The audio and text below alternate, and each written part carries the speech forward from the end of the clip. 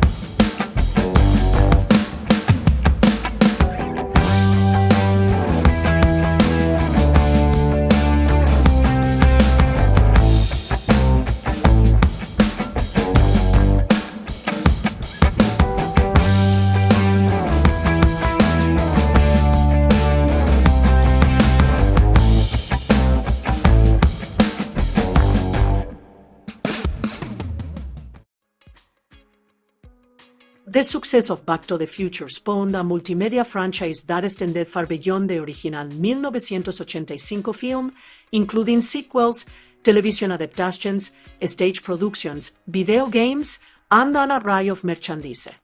Regreso al Futuro es una clásica película estadounidense de aventuras y ciencia ficción estrenada en 1985, dirigida por Robert Zemeckis y coescrita con su colaborador de toda la vida, Bob Gale. La película cuenta con un reparto encabezado por Michael J. Fox, junto a Christopher Lloyd, Lea Thompson, Crispin Glover y Thomas F. Wilson. La historia comienza en 1985, donde conocemos a Marty McFly, un adolescente normal con grandes sueños y una facilidad para verse envuelto en situaciones inusuales. Su vida da un giro inesperado cuando su excéntrico amigo científico, el brillante pero impredecible Emmett Doc Brown, revela un invento revolucionario, un DeLorean transformado en una máquina del tiempo. En un giro inesperado del destino, Marty se ve transportado 30 años atrás, aterrizando en 1955. Pero lo que se suponía que sería una aventura extraordinaria se convierte rápidamente en un peligroso dilema. Mientras recorre esta extraña versión de su ciudad natal, Marty interrumpe accidentalmente el momento que unió a sus padres. De repente, su propio futuro corre el riesgo de ser borrado. Ahora, con el tiempo a contrarreloj y su existencia en juego, Marty debe hacer lo imposible, reparar el daño, reunir a sus padres y encontrar la manera de volver a casa, de vuelta a 1985, de vuelta al futuro. La idea de Regreso al Futuro surgió en 1980, cuando Robert Zemeckis y Bob Gale buscaban desesperadamente un gran avance. Ambos habían trabajado juntos en varios proyectos, pero la mayoría no habían tenido repercusión. Necesitaban un éxito, algo que finalmente demostrara su talento.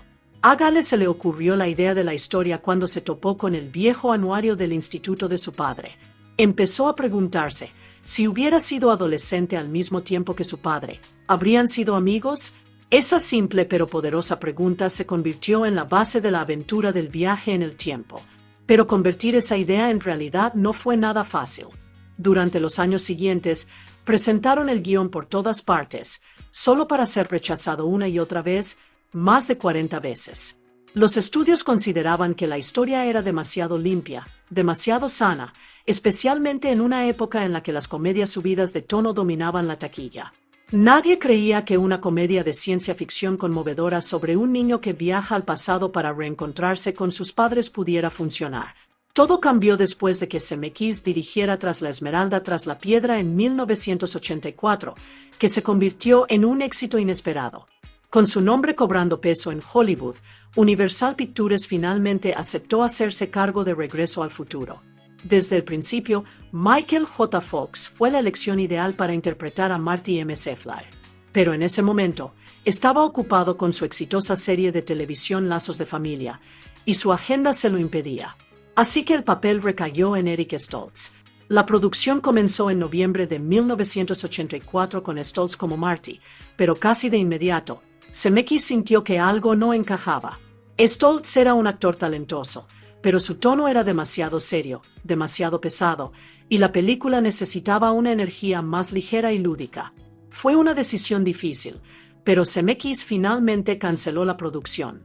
A mitad del rodaje, reemplazó a Stoltz y luchó con ahínco para traer a Michael J. Fox, incluso a costa de grandes sacrificios. Fox terminó trabajando jornadas agotadoras, filmando Lazos de Familia durante el día y Regreso al Futuro por la noche. Para hacer posible el cambio, Universal invirtió $4 millones más en el presupuesto, y escenas enteras que ya se habían filmado tuvieron que ser refilmadas desde cero. La producción continuó por toda California, con secuencias clave filmadas en barrios reales y plazas emblemáticas construidas en el estudio de rodaje de Universal Studios. Para abril de 1985, el equipo finalmente había terminado lo que se convertiría en una de las películas más queridas de todos los tiempos.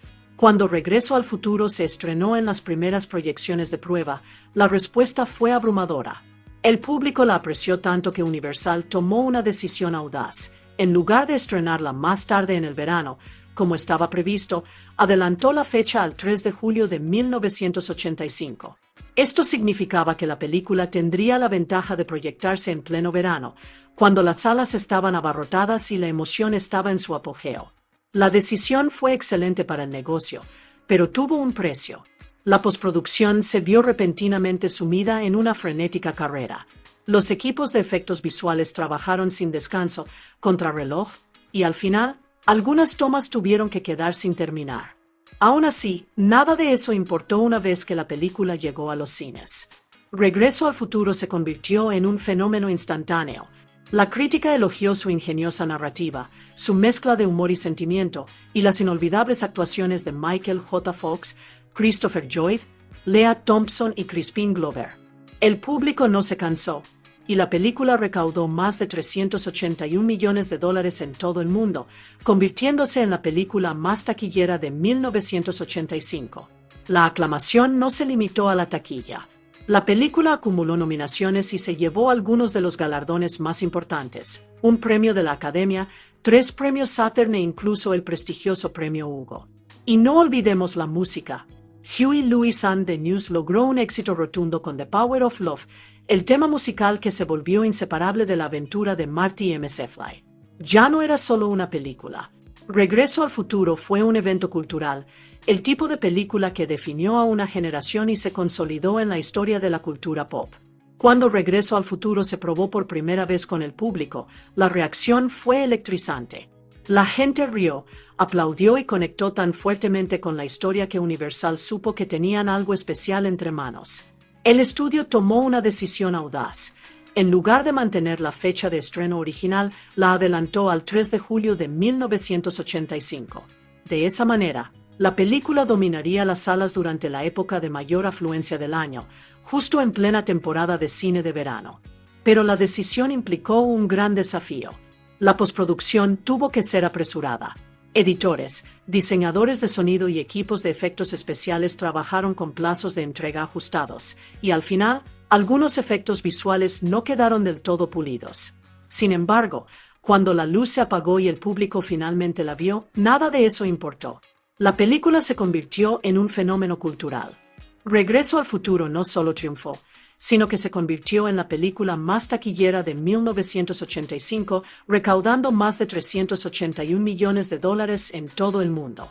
Los críticos admiraron su perfecta combinación de narrativa aguda, comedia e interpretaciones emotivas, y destacaron a Michael J. Fox, Christopher Lloyd, Lea Thompson y Crispin Glover por dar vida a los personajes de forma inolvidable. Los premios no tardaron en llegar. La película se llevó un premio de la Academia, 3 premios Saturn e incluso el prestigioso premio Hugo. Además, su banda sonora también causó sensación. Huey Lewis and the News triunfó con The Power of Love, una canción que se volvió tan icónica como la propia película.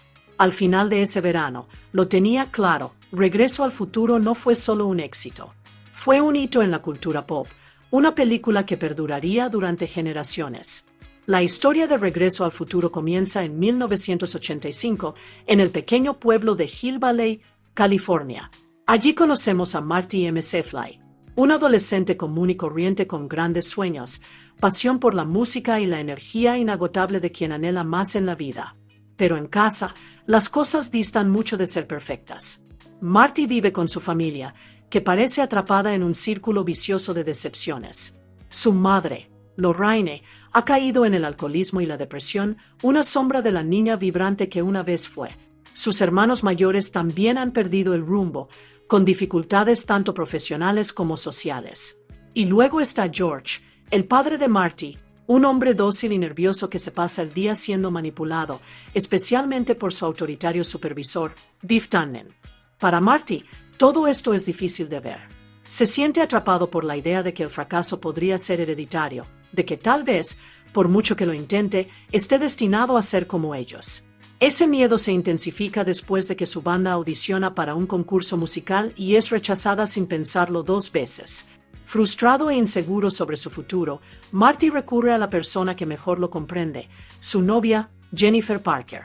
Con ella, baja la guardia y admite lo que realmente lo atormenta: el miedo a que sus ambiciones no sean suficientes, a que nunca pueda escapar de la sombra de la vida de sus padres. Más tarde esa noche, Marty se escapa para encontrarse con su mejor amigo, el excéntrico científico de pelo alborotado, Emmett Doc Brown. El encuentro tiene lugar en el tranquilo estacionamiento del centro comercial Twin Pines mucho después de la medianoche. Pero en lugar de una simple charla, Doc revela algo extraordinario, algo increíble. Con un gesto de arrebato, revela el mayor experimento de su vida, una máquina del tiempo. Y no es una máquina cualquiera. Esta está construida con un DeLorean de acero inoxidable, elegante y futurista, con puertas de ala de gaviota que la hacen parecer de otro planeta. Doc explica el secreto de su poder. La máquina funciona con plutonio, una sustancia peligrosa que consiguió de la forma más turbia posible, engañando a terroristas libios. A cambio del plutonio, les prometió una bomba, pero en su lugar les entregó un señuelo lleno de piezas inútiles de máquinas de pinball. Es una apuesta peligrosa y una que está a punto de pasarle factura. Mientras Marty observa con asombro, Doc marca una fecha de prueba, 5 de noviembre de 1955. No es casualidad. Es el día en que se le ocurrió por primera vez la idea de viajar en el tiempo, un momento que cambió el curso de su vida. Pero antes de que la demostración pueda asimilarse del todo, los faros de un coche iluminan el aparcamiento. Los libios han llegado. Disparan con las armas. Marty observa horrorizado cómo acribillan a Doc justo delante de él. El pánico lo invade y, sin otra opción, se sube al DeLorean. Mientras se aleja a toda velocidad, los terroristas lo persiguen por las calles vacías. Marty empuja el coche cada vez con más fuerza, el velocímetro sube y su corazón se acelera. Y entonces, a exactamente 141 kilómetros por hora, el DeLorean cobra vida. La luz estalla, el aire se rasga y, en un destello cegador, Marty se desvanece en lo desconocido. Marty sale de la luz cegadora y se adentra en un mundo que le resulta familiar y extraño a la vez. El DeLorean frena con un chirrido en un tranquilo maizal, y al salir a trompicones, se da cuenta de la verdad. Ya no está en 1985. Está en 1955. Confundido y desorientado, Marty intenta encontrarle sentido a todo. Pero pronto surge un problema mayor. Sin plutonio, no tiene forma de generar la enorme energía necesaria para alimentar la máquina del tiempo. Queda varado. Vagando por el pequeño pero bullicioso Hill Valley del pasado, Marty se sorprende de lo diferente que se ve todo. La plaza del pueblo rebosa el encanto de los años 50, restaurantes de neón, coches clásicos y calles limpias, intactas por el tiempo. Pero en medio de la maravilla, el destino le presenta un giro increíble. Se encuentra cara a cara con su padre adolescente, George M. Fly. Para sorpresa de Marty, George es exactamente el mismo chico torpe y nervioso que siempre imaginó. Tímido, encorvado y atormentado sin descanso por el matón de la escuela, Biff Tannen. Algunas cosas, al parecer, nunca cambian. Entonces, el destino da un giro aún más extraño. George, espiando a la joven Lorraine mientras se cambia de ropa, se tropieza con la trayectoria de un coche que se aproxima. Marty salta instintivamente para salvarlo, apartando a su padre de un empujón. Sin embargo, el coche lo embiste, dejándolo inconsciente. Cuando vuelve en sí, Marty se encuentra en una habitación desconocida, con Lorraine, su madre, atendiéndolo. Solo que ella no es la madre que él conoce. Es una adolescente coqueta y soñadora, y para su horror, se enamora perdidamente de él. Desesperado por arreglar las cosas, Marty busca al único hombre que puede ayudarlo, una versión más joven de Doc Brown. Convencerlo de la verdad no es tarea fácil. Pero tras una demostración salvaje, Doc finalmente cree la increíble historia de Marty. El problema, sin embargo, es asombroso. La máquina del tiempo requiere 1,21 gigavatios de electricidad y en 1955 la única fuerza capaz de producir tanta energía es un rayo. Por pura suerte, Marty ha traído una prueba, una nave del futuro que registra un rayo inminente que caerá sobre la torre del reloj del juzgado de la ciudad. Es su única oportunidad para enviarlo de vuelta. Pero mientras planean, se revela una consecuencia aterradora.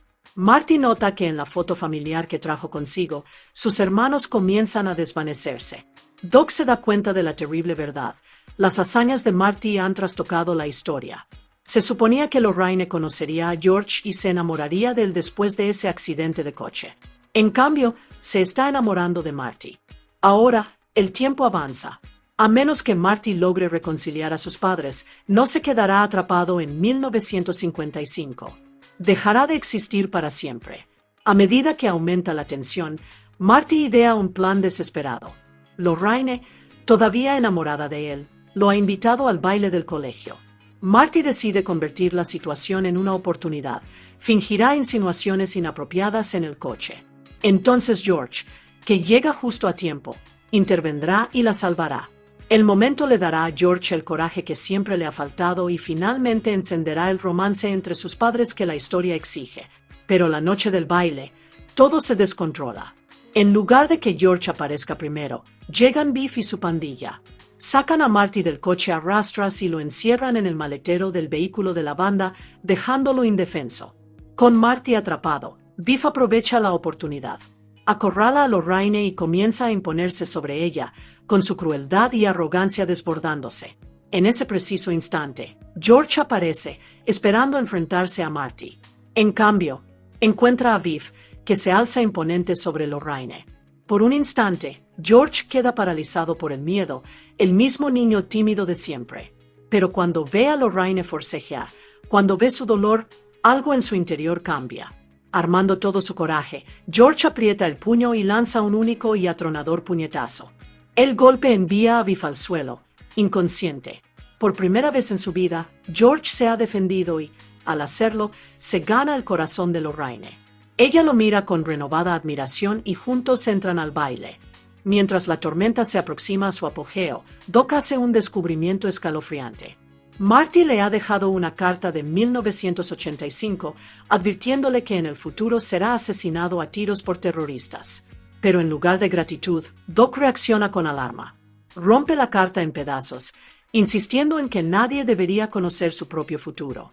Para él, manipular el destino es demasiado peligroso. Aún así, Marty está decidido a salvar a su amigo.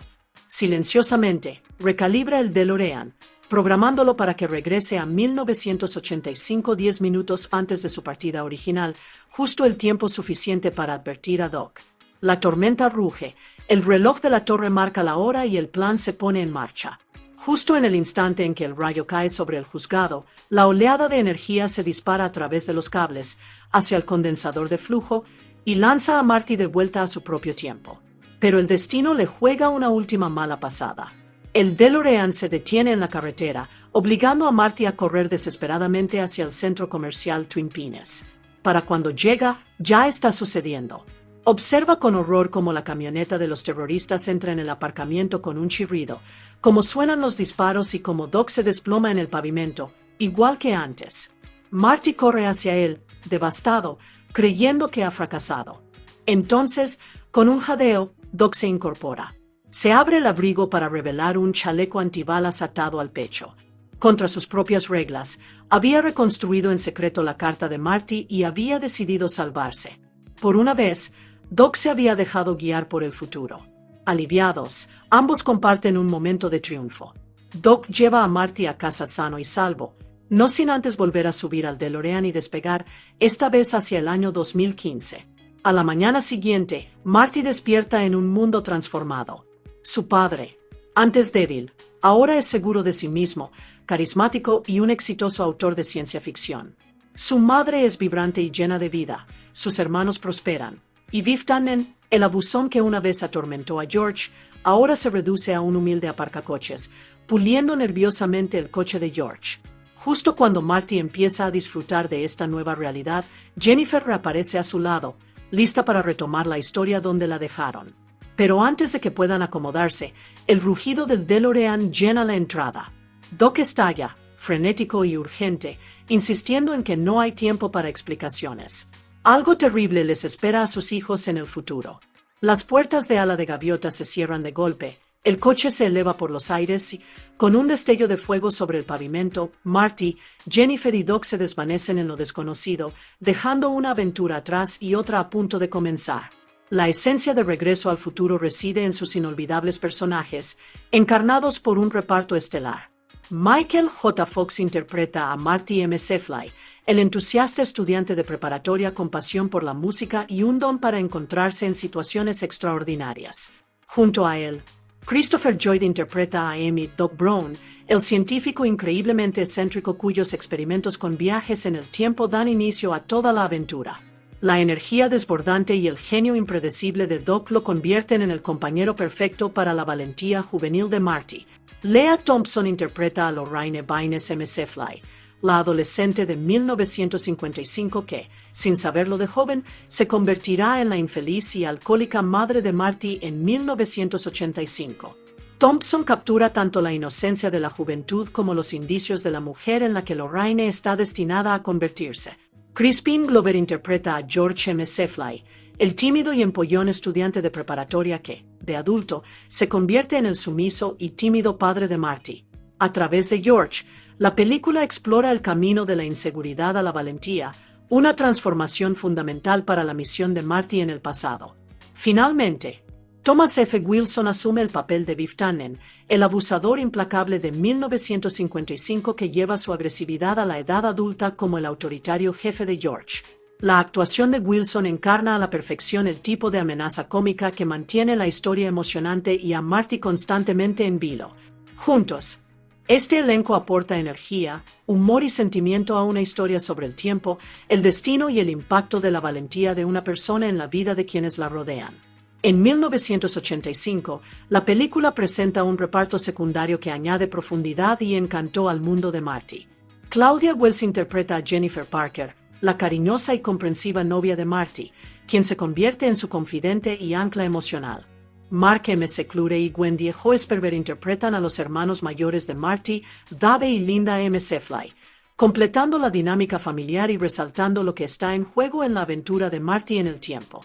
Elsa Raven tiene una aparición memorable como la dama de la Torre del Reloj, la peculiar habitante del pueblo que le da un toque de color local a Hill Valley. Para realzar la energía lúdica de la película, el cantante Huey Lewis tiene un divertido cameo como uno de los jueces del concurso Batalla de Bandas, fusionando la historia con la música, tan central para el personaje de Marty. La parte de 1955 de Regreso al Futuro presenta una colorida selección de personajes que dan vida a Hill Valley. George DiCenso y Frances Lee McCain interpretan a Sammy Estella Baines, los padres cariñosos pero preocupados de Lorraine, mientras que Jason Hervey aparece como su hermano menor, Milton, ofreciendo un vistazo a los primeros días de su familia. La amenaza de la pandilla de Biff Tannen está encarnada por Jeffrey High Cohen como Skinhead, Casey Siemaszko como 3D y Billy Zane como Match, cada uno aportando su propio toque de travesura e intimidación a los pasillos del instituto. Por otro lado, Norman Olden interpreta a Lou, el amable dueño de un café, con Donald Fujilove como su entusiasta empleado Goldie Wilson, un joven destinado a convertirse en el futuro alcalde del pueblo. La música y la cultura de la época reciben un guiño lúdico a través de Harry Waters Jr., quien interpreta a Marvin Berry, primo de Chuck Berry, conectando la historia con el icónico paisaje sonoro de los años 50. Will Arrea aporta encanto como Papi Buddy, mientras que Courtney Gans interpreta a Dixon, el joven travieso que interrumpe el baile crucial entre George y Lorraine. Finalmente, James Tolkan ofrece una presencia fundamental como el director Strickland, apareciendo tanto en 1955 como en 1985, encarnando la autoridad con un tono estricto pero memorable. Juntos, este elenco llena el Hill Valley de 1955 de vida, humor y el escenario perfecto para el extraordinario viaje de Marty a través del tiempo. En 1980, Bob Gale y Robert Zemeckis, colaboradores de toda la vida, concibieron la idea de Regreso al Futuro. Ambos deseaban crear una película que explorara las emocionantes posibilidades de los viajes en el tiempo, pero encontrar una historia que resultara emocionante y satisfactoria resultó ser un verdadero desafío. Al mismo tiempo, estaban bajo presión. Sus proyectos recientes, desarrollados en colaboración con el mentor de Zemeckis, Steven Spielberg, no habían tenido éxito en taquilla ni habían impresionado a la crítica. Ansiaban un proyecto que finalmente capturara la magia de su creatividad y dejara una huella imborrable en el público. Tras el estreno de su comedia de 1980, Used Cars, Bob Gale visitó a sus padres y se encontró hojeando el viejo anuario del instituto de su padre. Mientras miraba las fotografías y notas, una idea curiosa lo asaltó. Si hubiera asistido a la escuela al mismo tiempo que su padre, ¿habrían sido amigos? Al principio, Gale no lo creía. Sus personalidades parecían demasiado diferentes. Pero entonces surgió una idea aún más descabellada. ¿Y si pudiera comprobar la teoría viajando en el tiempo? a una época en la que él y sus padres eran adolescentes. La idea era a la vez emocionante y absurda, la semilla perfecta para una historia sobre viajes en el tiempo. Gale compartió la idea con Robert Zemeckis, quien conectó al instante. Zemeckis recordó las numerosas historias de la infancia de su madre, cuentos que a menudo se contradecían, y se dio cuenta del potencial para el humor, la emoción y los giros inesperados. De esa chispa surgió la idea de Regreso al Futuro. A finales de 1980, Bob Gale y Robert Zemeckis comenzaron a esbozar lo que se convertiría en Regreso al Futuro. No solo escribieron el guión, esbozaron escenas, representaron los diálogos y experimentaron con las interacciones de los personajes, dando forma tanto a la historia como a su desarrollo en pantalla. A diferencia de muchas películas de viajes en el tiempo de la época, que trataban el pasado como algo fijo e inmutable, Gale y Zemeckis querían explorar la emocionante idea de que alterar el pasado podía tener repercusiones, cambiando el futuro de maneras inesperadas.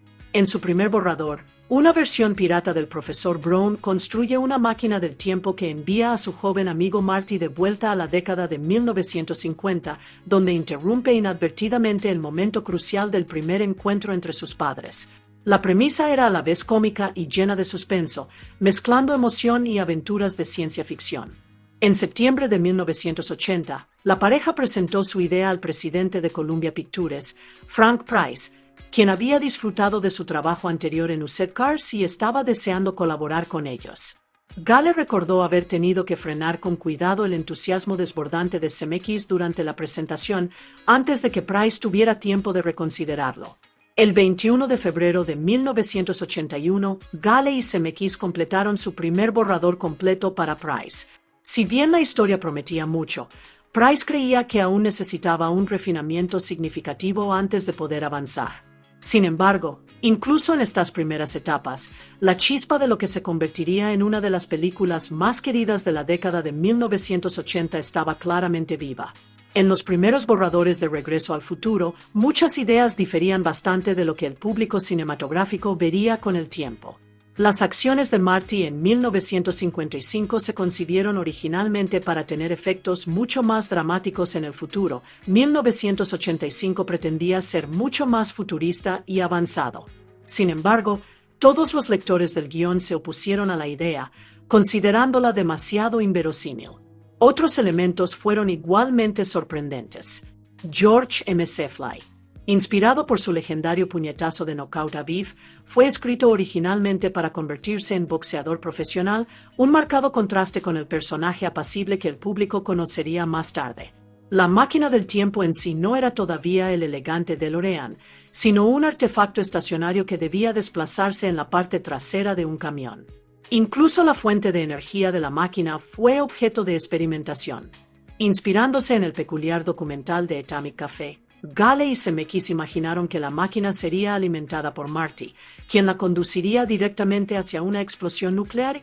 En un giro humorístico, añadieron Coca-Cola como ingrediente esencial. Al dar forma a la historia, el dúo se inspiró en relatos de científicos legendarios y decidió que el creador de la máquina del tiempo debía ser un individuo, excéntrico, brillante e inolvidable, en lugar de un gobierno o una entidad corporativa sin rostro. Querían que el incidente inicial del viaje en el tiempo fuera accidental, asegurando que la aventura de Marty no comenzara por ambición egoísta, sino por un simple giro del destino. Gracias a estos refinamientos, se sentaron las bases para una historia divertida, emocionante y conmovedora, un relato en el que el viaje de un joven a través del tiempo cambiaría la vida de todos los que lo rodeaban.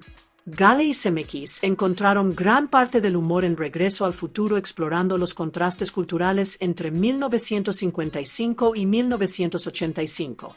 Una de sus ideas favoritas fue la imagen de Marty entrando en una tienda de refrescos de 1955 con su icónico atuendo de 1985. El dueño de la tienda, poco familiarizado con la moda moderna, le pregunta si Marty es marinero. Su chaleco de plumas parece un salvavidas para alguien del pasado. Estos momentos resaltaron las comodidades de 1985 que Marty había dado por sentadas durante mucho tiempo, pero que eran completamente inaccesibles a mediados de la década de 1950. Escribir el guión no estuvo exento de desafíos. Ambos hombres tenían 30 y tantos años y no se identificaban del todo con ninguna de las dos épocas, lo que dificultaba capturar con autenticidad el espíritu y los matices de ambas décadas.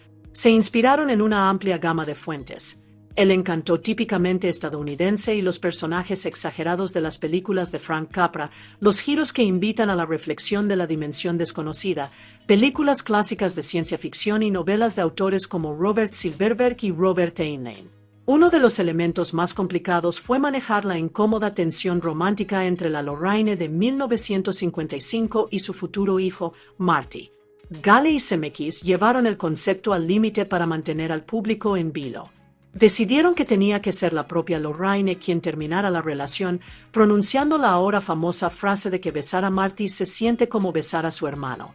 Gale bromeó más tarde diciendo que nadie le preguntó cómo podía hacer esa comparación, pero el público la aceptaría. Después de todo, no querían que el romance se desarrollara. Después de lidiar con estas complejidades, completaron el segundo borrador del guión el 7 de abril de 1981, sentando las bases para la aventura de viajes en el tiempo que pronto cautivaría a millones de personas. A pesar de su arduo trabajo en el segundo borrador, el presidente de Columbia Pictures, Frank Price, finalmente decidió no dar luz verde a Regreso al Futuro. Si bien le gustó el guión, dudaba que conectara con el público fuera de su círculo. En aquel entonces, las comedias más taquilleras, películas como Animal House 1978, Porky's 1981 y Fast Times at Ridgemont 1982, se basaban en gran medida en el humor sexual y las travesuras subidas de tono. En comparación, la historia de Gale y Zemeckis resultaba sosa, incluso pintoresca. Columbia decidió poner el proyecto en marcha, abriendo la puerta a que otros estudios lo retomaran. Pero el éxito no llegó rápidamente. El guión fue rechazado casi 40 veces, y en algunos casos, por los mismos estudios más de una vez. Sin embargo, incluso ante los repetidos rechazos, la chispa de la historia persistió. Gale y Zemeckis continuaron perfeccionando su visión, decididos a encontrar el hogar perfecto para su aventura de viajes en el tiempo. Los rechazos no dejaban de llegar y cada estudio ofrecía sus propias razones para descartar el proyecto. Algunos argumentaban que el concepto simplemente no atraería a la juventud rebelde de los 80. Otros señalaban los recientes fracasos de películas de viajes en el tiempo como El conteo final 1980 y Los bandidos del tiempo 1981 como prueba de que el público no estaba interesado en esas historias. Incluso Walt Disney Productions descartó la idea, creyendo que la subtrama en la que Marty rechaza las insinuaciones románticas de su futura madre era demasiado atrevida para su estilo familiar. A lo largo de la larga serie de rechazos, solo una persona ofreció un apoyo constante: Steven Spielberg. Pero Gale y Zemeckis, aún dolidos por la tibia recepción de sus colaboraciones anteriores con él, temían que otro fracaso pudiera consolidar la percepción de que solo podrían tener éxito gracias a su conexión personal con Spielberg. A pesar de estas dudas, la chispa de la historia y su determinación por contarla nunca se apagaron. Tras una larga serie de rechazos, Robert Zemeckis aceptó el siguiente proyecto, Tras el corazón roto 1984. Contra todo pronóstico, la película se convirtió en un gran éxito, restaurando la credibilidad de Zemeckis en Hollywood y dándole la influencia necesaria para finalmente regresar a Regreso al Futuro. Aún así, Zemeckis no se había olvidado de los estudios que lo habían rechazado. Recurrió a Steven Spielberg, quien recientemente había fundado su propia productora, Amblin Entertainment, en Universal Pictures, el mismo estudio donde trabajaba Frank Price. Spielberg, quien guardaba rencor contra Price por rechazar E.T., el extraterrestre 1982, insistió en que su participación en Regreso al Futuro fuera mínima, dejando a Zemeckis con la libertad de tomar las riendas. Para supervisar la inversión del estudio en la película, Sidney Seinberg se autoproclamó director ejecutivo. Mientras tanto, los ejecutivos de Amblin, Kathleen Kennedy y Frank Marshall, se unieron a Spielberg como productores ejecutivos, formando un equipo potente listo para llevar la ambiciosa aventura de viajes en el tiempo de la página a la pantalla.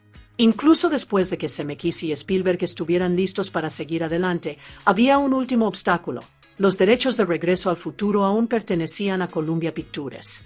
En ese momento, el nuevo presidente de Columbia, Guy McElwaine, se preparaba para producir una sátira de la clásica película de Universal, Perdición 1944, titulada Golpe al Grande 1986.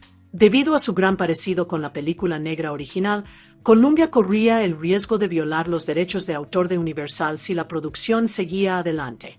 Con la película a punto de comenzar, McElwaine solicitó los derechos de Regreso al Futuro a su predecesor, Frank Price.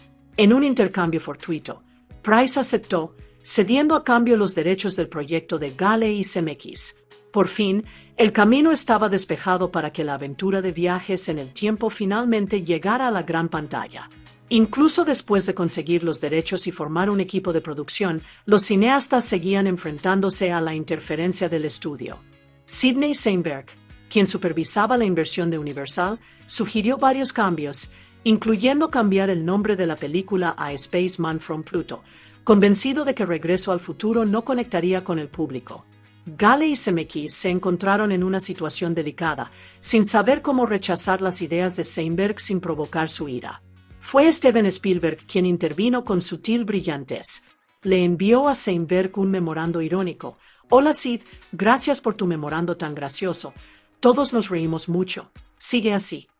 La genialidad del enfoque de Spielberg residía en que a Sheinberg le daría demasiada vergüenza admitir que hablaba en serio. En retrospectiva, Sheinberg descartó las sugerencias por completo y posteriormente calificó la historia de tonterías. Gracias a la intervención de Spielberg, Gale y Zemeckis pudieron seguir dando forma a la película a su manera. La influencia de Sidney Sheinberg se extendió más allá del título de la película.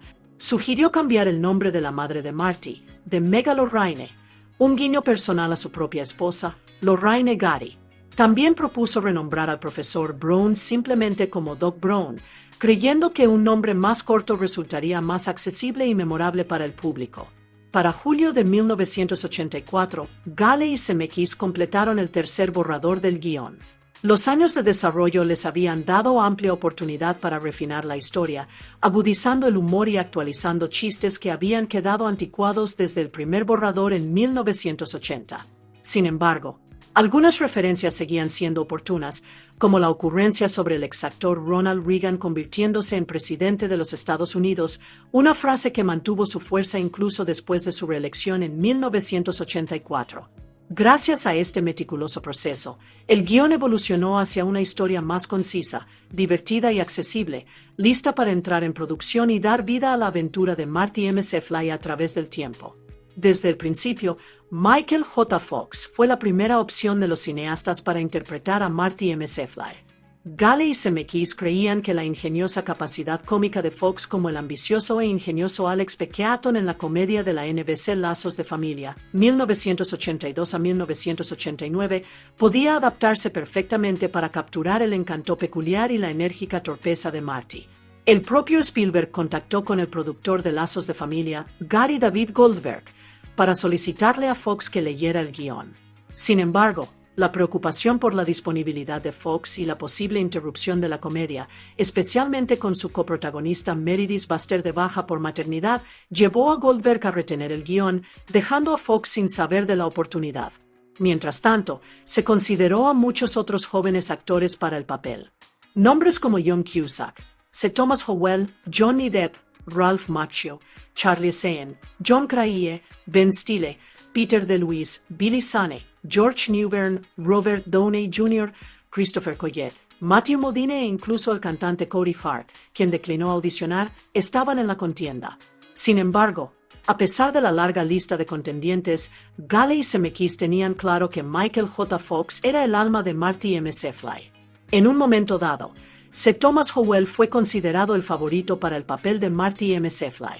Sin embargo, Sidney Sheinberg tenía en la mira a Eric Stoltz, quien había impresionado tanto a la crítica como al público con su sutil interpretación de Rocky Dennis en el drama Máscara 1985.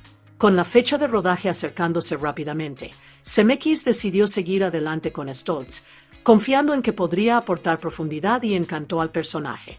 Sheinberg aseguró a los cineastas que si Stoltz no funcionaba, tendrían la opción de volver a rodar la película, una medida de seguridad que pronto resultaría crucial. Mientras tanto, el nombre del personaje experimentó su propia evolución. El primer nombre, Marty se inspiró en el asistente de producción de Used Cars, Marty Casella, mientras que Zemeckis sugirió el apellido McFly por su marcado acento estadounidense, perfecto para el joven héroe protagonista de su aventura en el tiempo.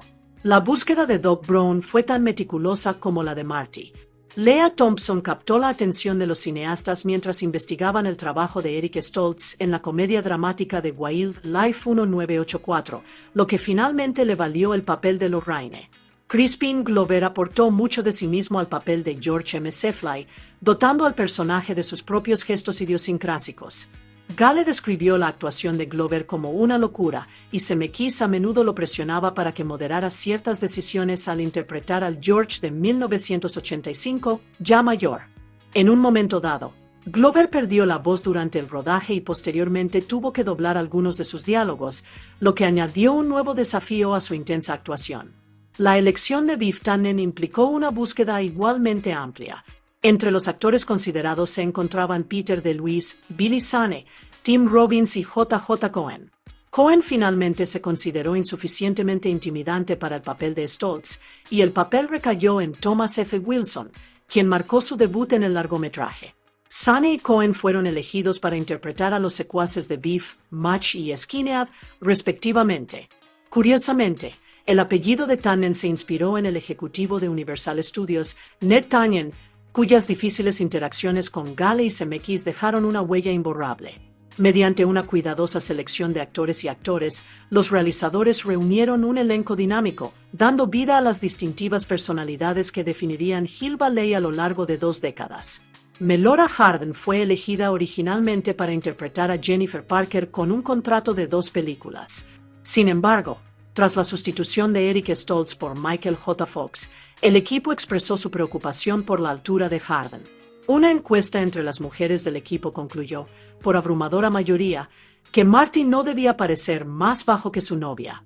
Como resultado, Hardin fue reemplazada por Claudia Wells, quien inicialmente había rechazado el papel debido a su compromiso con la efímera serie de televisión Of the Rock 1984. Otras actrices consideradas para el papel fueron Kira Sedgwick y Jill Choelen, aunque a Choelen le dijeron que parecía demasiado exótica y no lo suficientemente típica del personaje. Incluso la mascota de Doc Brown sufrió cambios durante el desarrollo. Originalmente concebida como un chimpancé llamado Champ, Steinberg insistió en que el papel se reinterpretara como un perro llamado Einstein, citando el pobre historial de películas con chimpancés. James Tolkan fue la primera opción para el director Strickland después de que Zemeckis viera su imponente actuación en el drama policial El Príncipe de la Ciudad 1981. Mientras tanto, el cantante Huey Lewis, quien contribuyó a la banda sonora de la película, hizo un cameo divertido como juez en el concurso Batalla de las Bandas. Lewis aceptó aparecer solo si no aparecía en los créditos y se le permitía usar un disfraz. El propio Gale también tuvo un breve cameo, interpretando la mano con el traje de radiación que pulsaba la pantalla de tiempo del DeLorean. Estas cuidadosas elecciones de reparto y toques extravagantes ayudaron a poblar Hill Valley con un mundo vívido y memorable que equilibraba el humor, el corazón y el sentido de la aventura. La fotografía principal de Regreso al Futuro comenzó el 26 de noviembre de 1984, con un rodaje de 14 semanas estrictamente programado, que finalizaría el 28 de febrero de 1985. La película contó con un presupuesto estimado de $14 millones y el rodaje se llevó a cabo principalmente en los estudios Universal, con escenas adicionales grabadas en locaciones de toda California. Dean Kunde, quien ya había colaborado con Zemeckis en Tras el corazón de la gema, fue el director de fotografía, aportando su estilo visual y experiencia característicos a la producción. El editor Arthur Smith se incorporó tras la impresión que Zemeckis causó en su trabajo en El Primogénito 1984, y Smith recomendó a Harry Keramidas como coeditor para ayudar a gestionar el ambicioso programa de postproducción. Para aportar más experiencia al rodaje, el productor Frank Marshall también asumió las funciones de director de segunda unidad, supervisando escenas adicionales y acrobacias para que la producción avanzara sin contratiempos. Juntos, este equipo sentó las bases para una película técnicamente precisa y visualmente atractiva que daría vida a la historia de Marty McFly y Doc Brown. Con la producción apretada, la edición comenzó incluso mientras continuaba el rodaje. Para el 30 de diciembre de 1984, Zemeckis se reunió con los editores Arthur Smith y Harry Keramidas para revisar el metraje grabado hasta el momento. Aunque dudaba, sabiendo que sería autocrítico, Zemeckis tenía crecientes preocupaciones. La actuación de Eric Stoltz simplemente no capturaba la energía que el personaje necesitaba. Ya había identificado varias escenas que creía que debían ser refilmadas. Zemeckis llamó a Bob Gale y a los productores para que revisaran el metraje y sus sospechas se confirmaron. Stoltz no era el actor ideal para Marty McFly. Su interpretación era intensa y seria, carente del encanto disparatado y enérgico que los realizadores imaginaron. Gale describió posteriormente a Stoltz como un actor talentoso, pero que simplemente estaba en el papel equivocado, una elección errónea que pronto lo llevaría a tomar una decisión audaz. Eric Stoltz abordó el papel de Marty McFly con una actuación intensa y metódica, manteniéndose en el personaje incluso fuera de cámara y negándose a responder a su propio nombre. Si bien su dedicación fue impresionante, generó tensión en el set, especialmente con Thomas F. Wilson. En un caso notorio, Stoltz se esforzó al máximo al empujar a Wilson durante una escena, en lugar de simplemente imitar la acción, a pesar de las protestas de Wilson. Responsable del creciente problema, Spielberg advirtió a Zemeckis que necesitaban un reemplazo listo antes de despedir a Stoltz, o la producción corría el riesgo de descarrilar por completo. Los cineastas solicitaron el permiso de Sidney Seinberg para hacer lo necesario para facilitar la participación de Michael J. Fox. Spielberg también contactó al productor de Family Ties, Gary David Goldberg, para sondear el interés de Fox. El 3 de enero de 1985, Goldberg explicó a Fox que el guión había sido retenido previamente y que los cineastas querían saber si estaba disponible. Con el regreso de su coprotagonista Meredith Baxter al programa, la programación pudo ajustarse, lo que permitió a Fox priorizar lazos de familia. Fox aceptó unirse al proyecto, sin siquiera leer el guión. Sin embargo, la transición no pudo ocurrir de inmediato. El rodaje continuó con Stoltz en el papel principal, completamente inconsciente de que su etapa como Marty McFly estaba a punto de terminar. El 10 de enero de 1985, Zemeckis se enfrentó a la difícil tarea de informar a Eric Stoltz que lo despedían de la película. Más tarde lo describió como la reunión más difícil que he tenido en mi vida, y fue todo culpa mía. Le rompí el corazón a Stoltz. Según se dice, Stoltz le confesó a su maquillador que no era comediante y que no entendía por qué lo habían elegido para el papel. Tras la decisión, los productores informaron al elenco principal y al equipo técnico que una parte importante de la película tendría que volver a rodarse. El director de fotografía, Dean Kunde, recordó que la mayoría del equipo consideró la salida de Stoltz como una buena noticia, dada la creciente tensión en el set. En retrospectiva, los miembros del equipo notaron que había indicios de que Stoltz podría ser reemplazado. Los decorados de 1955 se mantuvieron sin cambios, y ciertas escenas, como las conversaciones entre Marty y Doc, se filmaron mostrando solo a Doc, anticipando la próxima llegada de un nuevo actor.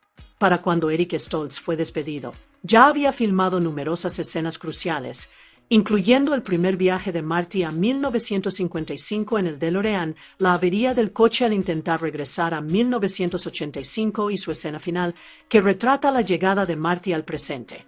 Su reemplazo significó un retraso significativo en la producción, con 34 días de rodaje perdidos y costos adicionales que ascendieron a entre 3,5 y 4 millones de dólares, una cifra que incluía el salario completo de Stoltz.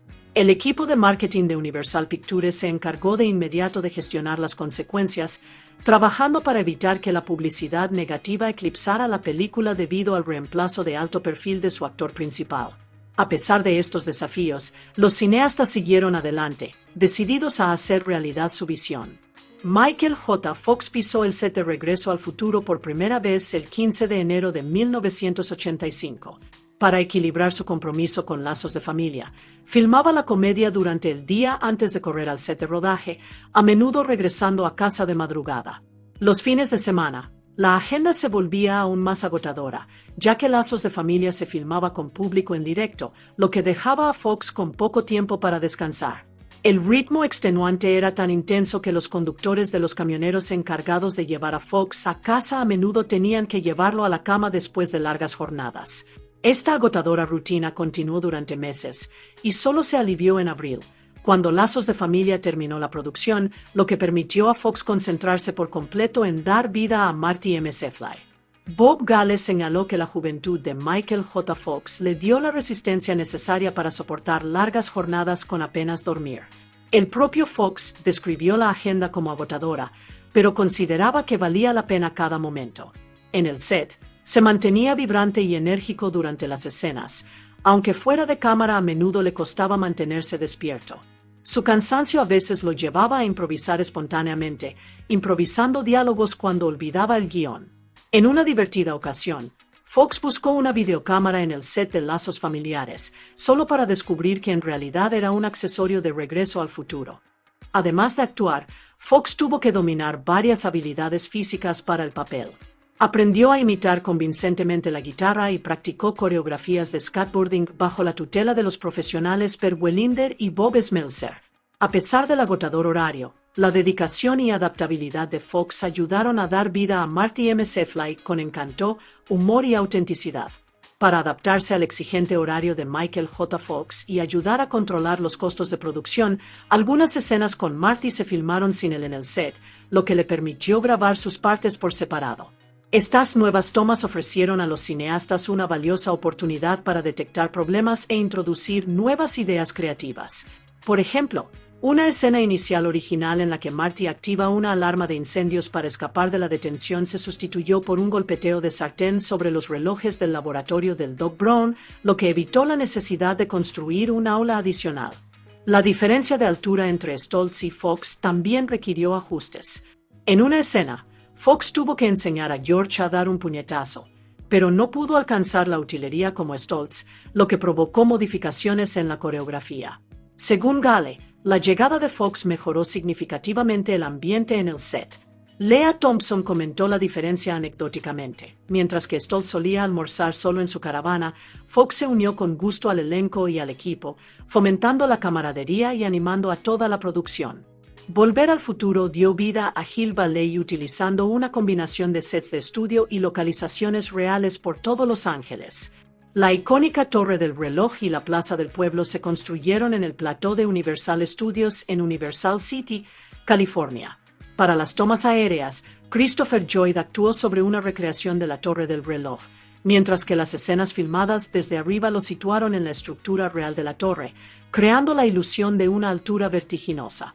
El diseñador de producción Lawrence G. Pauch insistió en utilizar los sets de rodaje de Universal siempre que fuera posible, reconociendo los desafíos y el coste de transformar las localizaciones reales para que se asemejaran convincentemente a 1955.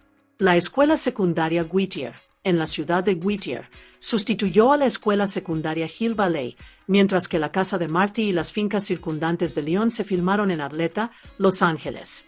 Varias otras escenas residenciales, incluyendo las casas de Lorraine y George de 1955, así como la residencia de Doc Brown, también de 1955, se rodaron en Pasadena, lo que añadió autenticidad y una sensación de vida al mundo de mediados de siglo de la película. Los realizadores prestaron una atención meticulosa a las localizaciones tanto exteriores como interiores para dar vida a Hill Valley. La casa de Doc Brown, construida en 1955, contó con la Casa Gamble para sus exteriores, mientras que los interiores se filmaron en la histórica Casa Blake, ofreciendo un contraste impactante y un diseño acorde con la época. El centro comercial Twin Pines, donde Marty conoce a Doc al comienzo de la aventura, se filmó en el centro comercial Puente Hills en City of Industry, California. Décadas más tarde, después de que Marty derribara accidentalmente uno de los dos pinos del rancho Twin Pines en 1955, filmado en el rancho Golden Oak, propiedad de Walt Disney Studios, en Newhall, Santa Clarita, el centro comercial recibe un gracioso nombre, Lone Pine Mall. Otros lugares memorables incluyen el sótano de la Iglesia Metodista Unida de Hollywood, que también servía como gimnasio del instituto para la escena de baile, y el Parque Griffith, donde Marty comienza su dramático viaje en coche hasta el juzgado para regresar a 1985. En esta secuencia, una farola frente al teatro griego añade realismo cinematográfico, ambientando su aventura en el tiempo en lugares emblemáticos de Los Ángeles. Tras 107 intensos días de rodaje, la fotografía principal de Regreso al Futuro concluyó el 26 de abril de 1985. El último día se grabaron escenas de Marty y su fiel perro Einstein en el DeLorean, poniendo fin a la parte de acción real de la aventura de viajes en el tiempo. Concluido el rodaje, la producción entró de lleno en la postproducción, donde los efectos visuales, la edición y el sonido transformarían el metraje en la icónica película que el público pronto disfrutaría. Tras 107 intensos días de rodaje, la fotografía principal de Regreso al Futuro concluyó el 26 de abril de 1985. El último día se grabaron escenas de Marty y su fiel perro Einstein en el DeLorean, poniendo fin a la parte de acción real de la aventura de viajes en el tiempo. Concluido el rodaje, la producción entró de lleno en la postproducción, donde los efectos visuales, la edición y el sonido transformarían el metraje en la icónica película que el público pronto disfrutaría. Arthur F. Repola supervisó la postproducción como supervisor de la película, pero sus responsabilidades rápidamente se expandieron mucho más allá de lo habitual. Se encontró gestionando presupuestos, creando secuencias de storyboard y resolviendo multitud de problemas logísticos, tareas que normalmente recaían en los productores ejecutivos Kathleen Kennedy y Frank Marshall, ambos ocupados con otros proyectos. El editor Arthur Smith se enfrentó a sus propios desafíos. Con limitaciones de tiempo y presupuesto que impedían reediciones posteriores, tuvo que cortar la película mientras imaginaba dónde se insertarían los complejos efectos especiales. Cada decisión tenía peso, ya que el equipo necesitaba asegurar la integración perfecta de la acción real y los efectos especiales antes de que la película pudiera avanzar. Tan solo 3 semanas después de finalizar el rodaje, se montó un primer corte de Regreso al Futuro para una proyección de prueba en el Cine Century 22 de San José, California, a mediados de mayo de 1985.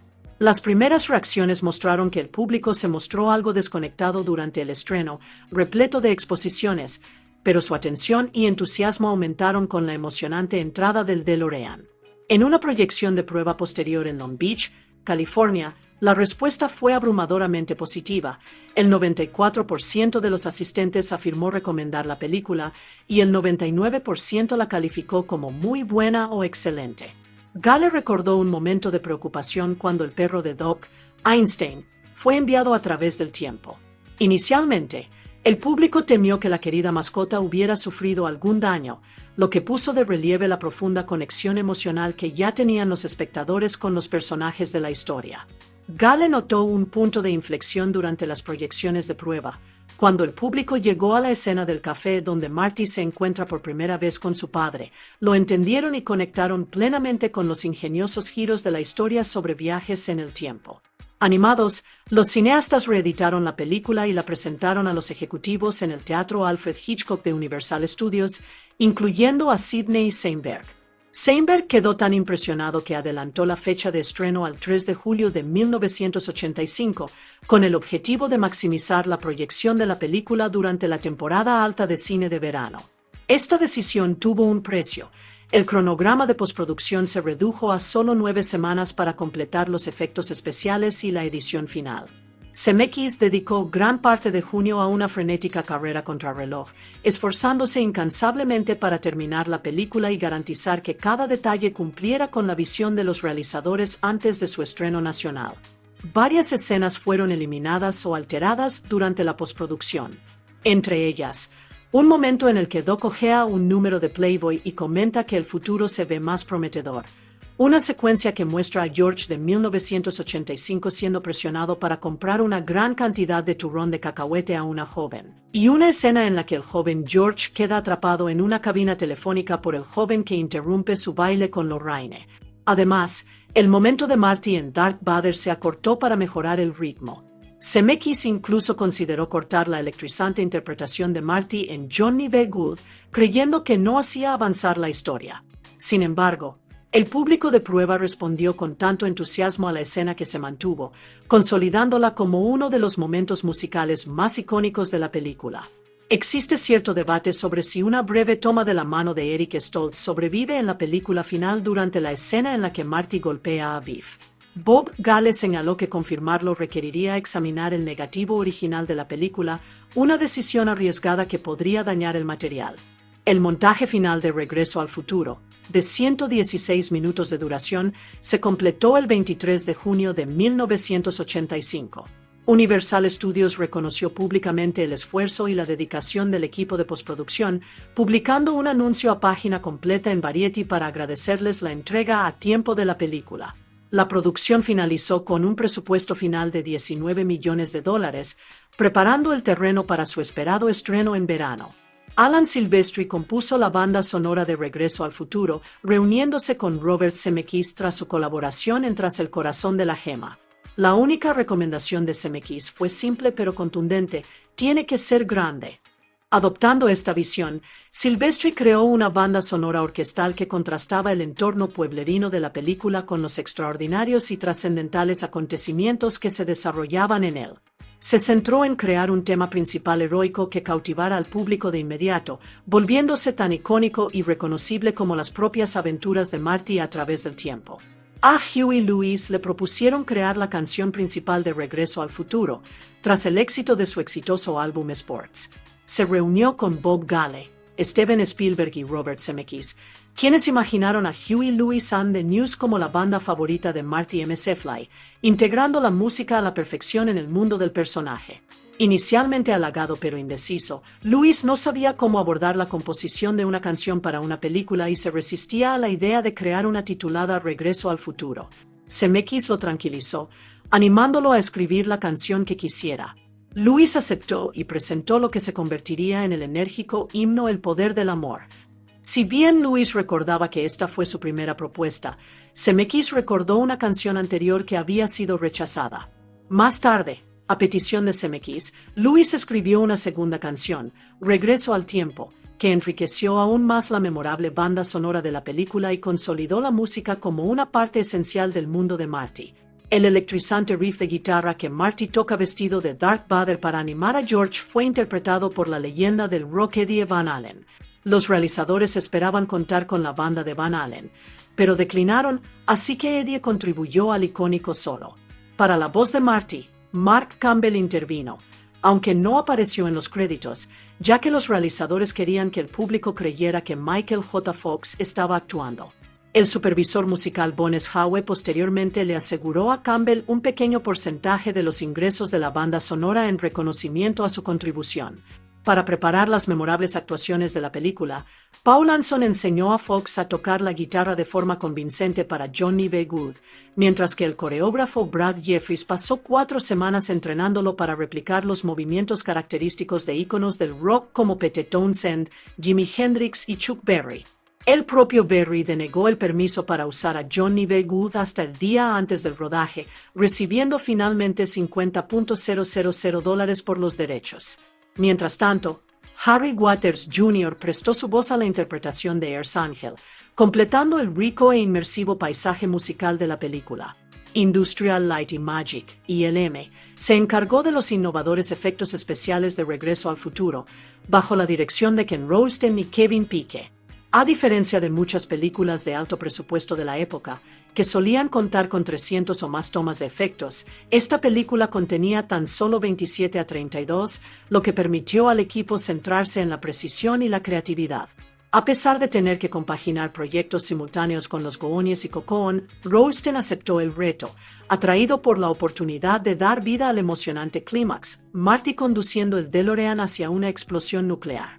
Inicialmente, con un cronograma de 9 semanas y media, el equipo tuvo menos de 9 semanas una vez que Universal Pictures adelantó la fecha de estreno. ILM trabajó incansablemente, hasta el mismo momento en que se entregaron los efectos especiales completos para crear las copias cinematográficas, asegurando que la aventura de Marty en el tiempo luciera tan espectacular como el público esperaría. El acelerado proceso de postproducción afectó inevitablemente la calidad de algunos efectos especiales. Ken Ralston expresó su decepción con la escena en la que la mano de Marty comienza a desvanecerse a medida que su futuro se altera. Fox se había filmado por separado de su mano, que posteriormente se combinó en la toma. La mano se capturó con un objetivo gran angular, lo que la hacía parecer sobredimensionada, y aunque se redujo, el efecto final solo creó un pequeño círculo de desvanecimiento de forma extraña, lejos de la sutil disolución que Zemeckis había imaginado, y no hubo tiempo para corregirlo. En la misma secuencia, Marty y sus hermanos desaparecen gradualmente de una fotografía. ILM enfrentó desafíos particulares al desvanecer los elementos individuales de la foto, lo que se hizo aún más difícil porque la imagen se movía sobre el mástil de una guitarra. A pesar de estos obstáculos, el equipo logró ofrecer efectos que, aunque imperfectos en los detalles técnicos, transmitieron de manera convincente los desafíos emocionales de la historia y la urgencia de la situación de Marty.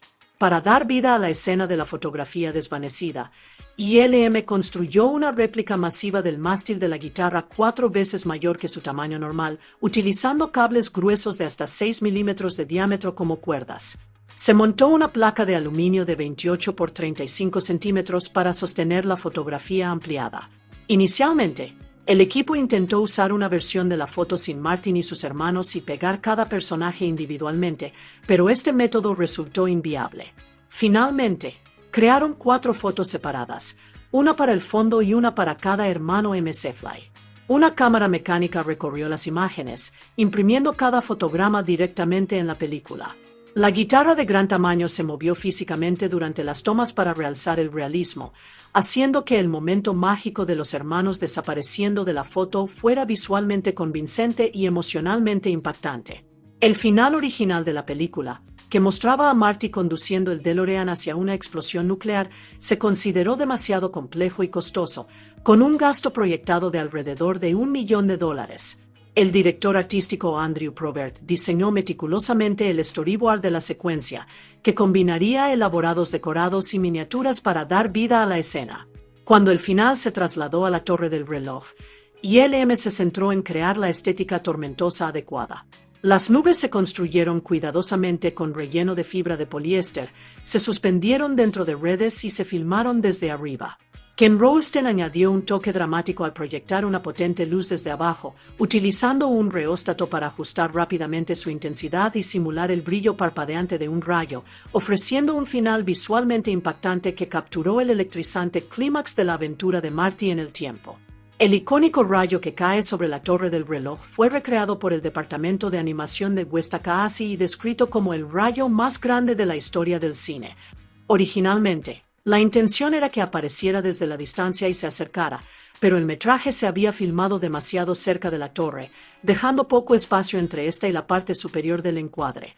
Otro desafío surgió al sincronizar la aparición del rayo. Mostrarlo en pantalla durante demasiado tiempo lo hacía parecer obviamente animado. Reducir el número de fotogramas resolvió parte del problema, pero el rayo ya no parecía lo suficientemente caótico. Zemeckis seleccionó un único fotograma donde el rayo formaba una S y pidió al equipo que centrara el efecto en esa formación, reduciéndolo a tan solo 20 fotogramas. El rayo se dibujó meticulosamente con tinta negra sobre papel blanco, con efectos de difusión y una aura brillante añadidos por el departamento de óptica, creando una imagen impactante que electrizaría al público y definiría el momento culminante de la película. La máquina del tiempo DeLorean se desarrolló bajo la supervisión del diseñador de producción Lawrence Pauk, quien colaboró con el artista Ron Cobb y el ilustrador Andrew Probert. Su objetivo era crear un vehículo que pareciera improvisado con piezas cotidianas, dándole un encanto peculiar e improvisado. Originalmente, la máquina del tiempo se había concebido como un dispositivo estacionario y en un momento dado, incluso se imaginó como un refrigerador. Spielberg rápidamente descartó esa idea, preocupado de que los niños intentaran meterse en sus propios refrigeradores en casa. Zemeckis sugirió el DeLorean, atraído por su movilidad y su impactante diseño. Sus puertas de ala de gaviota, en particular, parecerían de otro mundo, como un ovni para una familia de los años 50 que lo viera por primera vez. Cuando Ford Motor Company ofreció $75,000 para presentar un Ford Mustang, Gale descartó la idea de plano, con la famosa frase, «El Doc Brown no conduce un puto Mustang». El resultado fue un vehículo que se convirtió en un icono al instante, combinando a la perfección la tecnología futurista con el espíritu aventurero de la película. Michael Fink fue contratado como enlace del departamento de arte, responsable de traducir los bocetos de Ron Cobb a una máquina del tiempo completamente realizada y supervisar la construcción del DeLorean. Pauch y el productor Neil Canton, quien ya había trabajado con Fink en Blade Runner y Buckaroo Banzai, lo reclutaron a pesar de su apretada agenda, y él aceptó ayudar durante las pocas semanas libres que tenía. Se adquirieron 3 DeLorean de un coleccionista para la producción, uno para escenas de riesgo, otro para efectos especiales y un detallado coche de héroe para primeros planos. Los 3 demostraron ser notoriamente poco fiables y se averiaban con frecuencia durante el rodaje. La memorable velocidad de 88 millas por hora, 142 kilómetros por hora, se eligió por su facilidad de memorización y su gran impacto visual en el velocímetro, convirtiéndose en uno de los iconos más perdurables de la película. El DeLorean volador en las escenas culminantes de la película cobró vida gracias a una combinación perfecta de imágenes en vivo, animación y una maqueta a escala 1:5 meticulosamente elaborada de aproximadamente 840 milímetros de largo, construida por Steve Gobley y el equipo del taller de maquetas. Los realizadores denominaron a la transformación del coche en un viaje en el tiempo el efecto fragmento temporal. Zemeckis imaginó la transición como repentina y violenta, describiéndola vívidamente como un neandertal sentado sobre el capó del DeLorean, desprendiendo el tejido del tiempo que tenía delante. El efecto ocurre tan rápidamente que los espectadores apenas lo notan, una decisión deliberada de Zemeckis para mantener la emoción y el misterio del viaje en el tiempo sin sobreexplicar la mecánica. El resultado es un momento explosivo, mágico y totalmente acorde con el espíritu aventurero de la película. Para dotar a Hill Valley de autenticidad, los realizadores incorporaron marcas reales en los decorados. Las gasolineras Texaco aparecieron en pantalla, elegidas por el diseñador de producción Lawrence Paull porque el nombre le recordaba a un chiste de The Milton Berle Show. Si bien una compañía de gas no identificada había ofrecido una suma considerable por su inclusión, Paull insistió en Texaco por su resonancia nostálgica. Esta atención al detalle ocasionalmente generó disputas. Por ejemplo, PepsiCo se opuso a un chiste sobre la bebida Tab, fabricada por su rival Coca-Cola. La escena inicial de la película, que presenta una cascada de relojes en marcha, requirió 20 vaqueros para sincronizarlos perfectamente. Se utilizaron poleas para asegurar que todos los relojes arrancaran simultáneamente, lo que contribuyó a la precisa energía cinética de la secuencia. Drew Struzan, ya reconocido por su arte cinematográfico para carteles, creó el póster promocional de la película, con el que los productores esperaban que captara la atención y generara entusiasmo por la película incluso antes de su estreno en cines. La película adopta una visión estilizada de la década de 1950, apoyándose más en la estética familiar de los programas de televisión de la época que en una recreación estrictamente fiel. Se utilizaron materiales y telas modernas, ya que los diseñadores consideraban que muchas de las modas auténticas de los años 50 resultaban visualmente poco interesantes para la pantalla. Para representar personajes a lo largo de 3 décadas sin confundir al público, los cineastas evitaron usar actores mayores como sustitutos de sus versiones más jóvenes. En su lugar, el artista de efectos especiales Ken Chase experimentó con maquillaje para envejecer a los actores. Las primeras pruebas resultaron desalentadoras, ya que era difícil lograr que las transformaciones fueran creíbles sin perder los rasgos naturales de los actores. Para Crispin Glover, Chase desarrolló un cuello protésico y una calva con entradas, aunque finalmente decidió que estos toques eran demasiado extremos. El reto residía en equilibrar el sutil proceso de envejecimiento con la preservación de la apariencia reconocible de los actores, asegurando que el público pudiera conectar con los personajes en cada etapa de sus vidas. Para lograr efectos de envejecimiento realistas, se hicieron moldes de los rostros de los actores, a partir de los cuales se crearon moldes de yeso. El artista de efectos especiales Ken Chase esculpió sutiles detalles sobre estos moldes utilizando látex. Para Lorraine, añadió papada, bolsas debajo de los ojos y relleno corporal para reflejar tanto su aumento de peso como el impacto del alcoholismo. La transformación de George fue más discreta. En lugar de una línea de cabello en retroceso, Chase modificó su peinado y usó prótesis solo para suavizar la línea de la mandíbula. Viv se sometió a un cambio más drástico, diseñado para que pareciera realmente desagradable. Chase añadió peso, patillas y un peinado hacia atrás para disimular una calva incipiente. Estas prótesis se combinaron con un maquillaje cuidadosamente aplicado y una iluminación estratégica, dando como resultado personajes convincentemente envejecidos que el público reconocía al instante.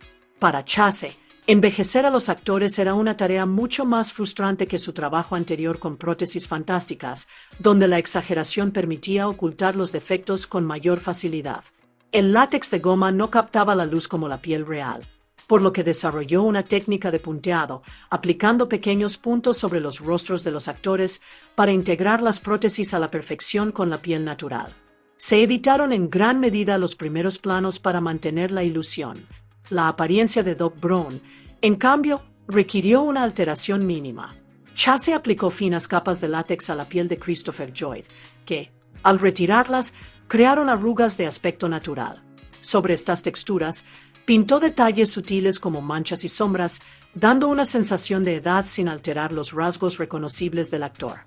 Para junio de 1985, la industria teatral se enfrentaba a una notable desaceleración, con una caída del 14% en la venta de entradas respecto al récord de $4.000 millones del año anterior. La temporada de verano, que comenzó en la última semana de mayo, fue particularmente concurrida, con 45 películas programadas para estrenarse. Grandes títulos como Rambo, A Sangre y Fuego 2, Los Goonies, Brewster's Millions, Fletch y la última entrega de James Bond, Panorama para Matar, competían por la atención del público. Este aumento del 25% en los estrenos de verano en comparación con el año anterior generó preocupación entre los expertos de la industria por la posibilidad de que la competencia fragmentara al público, lo que podría limitar la rentabilidad financiera. El coste medio de producción y marketing de una película había ascendido a $14,5 y $7 millones, respectivamente, lo que llevó a los estudios a considerar la posibilidad de contar con presupuestos más elevados si esto significaba asegurar un reparto popular y, por lo tanto, más rentable. La mayoría de las películas se dirigían a un público más joven, con un fuerte componente fantástico o sobrenatural. Reflejando las tendencias contemporáneas, estos aspectos fantásticos a menudo se basaban en fuentes tecnológicas o científicas en lugar de la magia. Solo unas pocas producciones, como Cocoon y Pretty Sonor, estaban dirigidas directamente al público adulto. Regreso al Futuro se programó originalmente para mayo de 1985, pero los retrasos en la producción impidieron que estuviera lista a tiempo. El impulso inicial aplazó la fecha al 21 de junio, y luego el reemplazo de Stoltz la retrasó aún más a julio, finalmente, a agosto. Sidney Seinberg, viendo una oportunidad, adelantó el estreno al 3 de julio. Esta decisión añadió 16 días adicionales en cines durante la temporada alta de verano, el periodo más rentable del año, y proporcionó aproximadamente 100.000 proyecciones adicionales, con un valor estimado de unos $40 millones. Seinberg también quería evitar la percepción negativa que a menudo se asocia con las películas estrenadas más tarde en el verano, ya que la mayoría de los éxitos de taquilla se estrenaban a principios de la temporada. Asegurar pantallas en un mercado ya saturado requirió renegociaciones con los propietarios de las salas de cine. En algunas ciudades, los requisitos legales obligaban a los exhibidores a ver la película antes de aceptar exhibirla. Para estas proyecciones, se presentó un corte inacabado a los propietarios de las salas de cine y a un público joven de prueba. Si bien lo consideraron poco a la altura de E.T., el extraterrestre o los cazafantasmas, seguía considerándose un éxito garantizado. Mientras tanto, Michael J. Fox no estaba disponible para apariciones promocionales, ya que se encontraba filmando Family Ties Vacation en Londres, por lo que el marketing de la película dependía en gran medida de su popularidad inicial y de la reputación de su equipo creativo. En Estados Unidos y Canadá, Regreso al Futuro se estrenó con gran éxito el 3 de julio de 1985, justo antes del fin de semana festivo del Día de la Independencia. La película recaudó $3,6 millones durante sus dos primeros días, miércoles y jueves, y luego recaudó $11,3 millones adicionales durante su fin de semana de estreno en 1.420 salas, con un promedio de $7.853 por sala. Debutó en el número 1, superando a Pálido Jinete de Clint Eastwood, que recaudó $7 millones en su segundo fin de semana, y a Rambo, A Sangre Fría 2, en el séptimo.